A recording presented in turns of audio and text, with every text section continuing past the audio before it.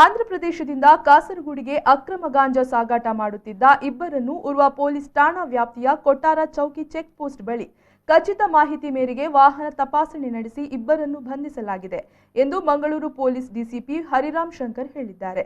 ಅವರು ಮಂಗಳೂರಿನ ಕಮಿಷನರ್ ಕಚೇರಿಯಲ್ಲಿ ಮಾಧ್ಯಮಗೋಷ್ಠಿ ನಡೆಸಿ ಮಾತನಾಡಿ, ಉರ್ವ ಪೊಲೀಸ್ ಠಾಣಾ ವ್ಯಾಪ್ತಿಯ ಕೊಟ್ಟಾರ ಚೌಕಿ ಚೆಕ್ ಪೋಸ್ಟ್ ಬಳಿ ಖಚಿತ ಮಾಹಿತಿ ಮೇರೆಗೆ ವಾಹನ ತಪಾಸಣೆ ನಡೆಸಿದಾಗ ಲಿಂಬೆಹಣ್ಣು ಸಾಗಾಟ ವಾಹನದಲ್ಲಿ 40 ಕೆಜಿ ಗಾಂಜಾ ಪತ್ತೆಯಾಗಿದ್ದು, ಕಾಸರಗೋಡು ಮೂಲದ ಶಿಹಾಬುದ್ದೀನ್ ಮತ್ತು ಲತೀಫ್ ಇಬ್ಬರನ್ನ ಬಂಧಿಸಲಾಗಿದೆ. ಪಿಕಪ್ ಮತ್ತು 40 ಕೆಜಿ ಗಾಂಜಾ ಸೇರಿ ಒಟ್ಟು 11,17,000 ಮೌಲ್ಯದ ವಸ್ತುಗಳು ವಶಕ್ಕೆ ಪಡೆದುಕೊಳ್ಳಲಾಗಿದೆ ಎಂದು ಹೇಳಿದರು.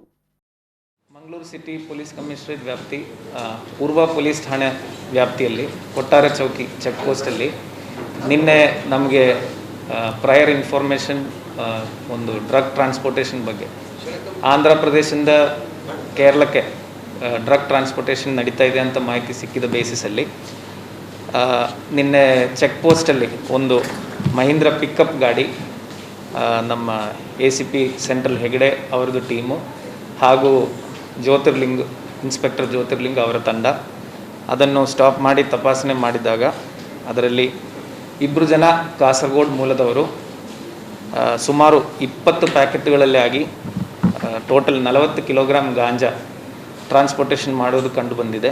ಅವರನ್ನು ವಶಕ್ಕೆ ತಗೊಂಡು ಮತ್ತು ಪೊಲೀಸ್ ಕಸ್ಟಡಿಗೆ ಈಗ ರಿಕ್ವೆಸ್ಟ್ ಕೊಡ್ತಾ ಇದ್ದೀವಿ. ಫರ್ದರ್ ಇದುವರೆಗೆ ನಾವು ಯಾವ ಕೇಸುಗಳಲ್ಲಿ ಹೇಗೆ ಬ್ಯಾಕ್ ಟ್ರ್ಯಾಕ್ ಮಾಡಿ ಆಂಧ್ರ ಪ್ರದೇಶದಿಂದಾಗಲಿ ಬೆಂಗಳೂರಿಂದಾಗಲಿ ಹೇಗೆ ನಾವು ಬ್ಯಾಕ್ ಟ್ರ್ಯಾಕ್ ಮಾಡಿ ಉಳಿದ ಆರೋಪಿಗಳನ್ನು ಅರೆಸ್ಟ್ ಮಾಡಿದ್ದೀವಿ, ಅದೇ ರೀತಿಯಲ್ಲಿ ಈ ಕೇಸ್ ಕೂಡ ಬ್ಯಾಕ್ ಟ್ರ್ಯಾಕ್ ಮಾಡಿ ಫರ್ದರ್ ಅರೆಸ್ಟ್ ಆಗ್ತದೆ. ಇದರಲ್ಲಿ ಒಂದು ಮಹೀಂದ್ರ ಪಿಕಪ್ ಗಾಡಿ, ಅದೇ ರೀತಿಯಲ್ಲಿ 40 ಕೆಜಿ ಗಾಂಜಾ ಸೀಜರ್ ಆಗಿದೆ. ಇದು ಇಬ್ಬರು ಅಕ್ಯೂಸ್ಡು ಕೇರಳ ಕಾಸರಗೋಡು ಮೂಲದವರು. ಫೈನಲ್ ಡೆಸ್ಟಿನೇಷನ್ ಕಾಸರಗೋಡು ಇತ್ತು.